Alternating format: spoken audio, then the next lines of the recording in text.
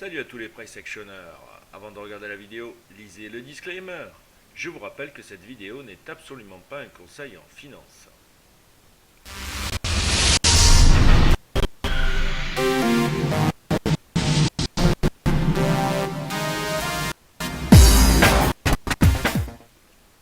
Bienvenue sur notre Market Open. Donc le DAX pour le 28, ça open toujours pareil. On va essayer d'élargir en daily. Voilà.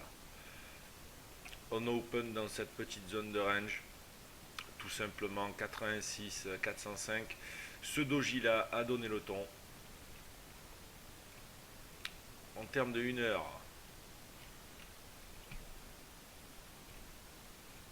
on peut voir donc ce ranging large avec toujours l'effet de cette petite leg bearish malgré tout, mais qui a été corrigé.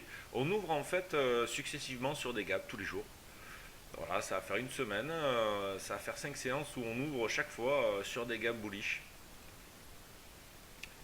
Et en 5 minutes, donc hier soir, très peu après la spike, pour essayer d'aller rechercher les 500, très peu de vol. On revient sur une grosse boule TL ici. Voilà. Et puis qu'est-ce qu'on fait? On rebondit et on fait un gap ce matin à l'open. Bon, petit gap, hein, c'est plus à considérer comme un gap au sein d'un trading range. Donc du coup, beaucoup moins d'importance. Mais ceci dit, ça montre qu'il y a toujours de la vigueur bearish et que dans cette zone de ranging, des spikes bearish et des spikes bullish se succèdent. Voilà, donc on a toujours bien évidemment une zone sur les previous stop ici à 484. On va voir la réaction. Là, ce doji là donne le ton aussi aujourd'hui, le 68-78. Il va cadrer un peu les prix puisque la rupture par le haut ou la rupture par le bas, on va même pouvoir faire ça, voilà, va pouvoir nous donner éventuellement un directionnel. Ceci dit, très peu d'opportunités en termes de points, je parle, parce que des opportunités, il y en a toujours. Mais en termes de points, va falloir se contenter, donc adapter son exposition et se contenter de petits trades à 10-15 points.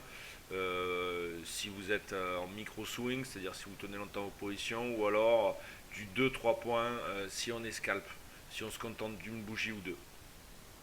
Voilà.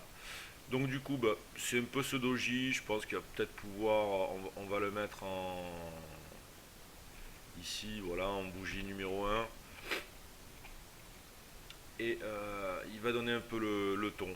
C'est-à-dire, si on passe assez franchement sous les 69, ça va peut-être nous mener, pourquoi pas aux 60 sur le previous bottom et surtout l'attaque de cette TL.